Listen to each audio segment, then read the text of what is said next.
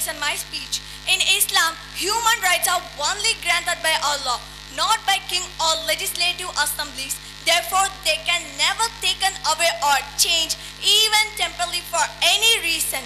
They mean to be put, practiced and lived, not to be stayed on paper or realm of unenforceable philosophical concept or United Nation declaration. Every Muslim is required to accept them and recognize the human rights to have them enforced and obeyed. Quran states, those who do not judge by Allah has sent down us as disbelievers.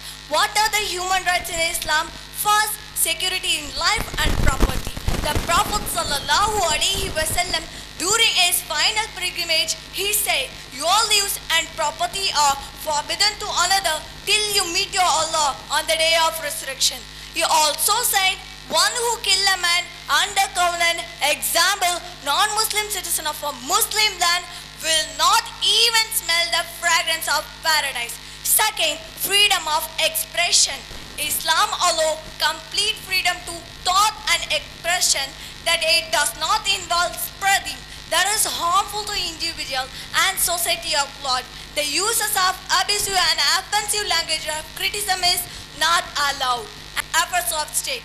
In the Quran, we find the statement, and there is business is conducted through consultation among themselves.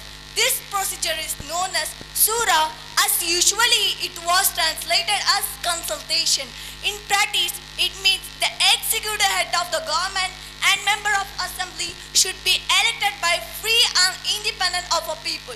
Lastly, Islam seeks to achieve all the above mentioned human rights and many other through provision of central legal safeguard and economic privilege man to move on an existence where the reason of his inner excellence he can realize the ideal of a brotherhood of a man.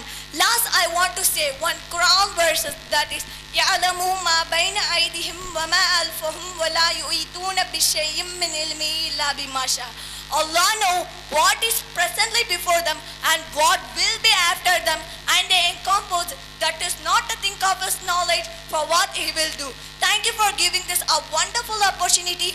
May the peace, mercy and blessing of Allah be upon you. Once again, thank you. Wahid dawana alhamdulillahi rabbil alamin. Assalamu alaikum wa rahmatullahi wa barakatuh.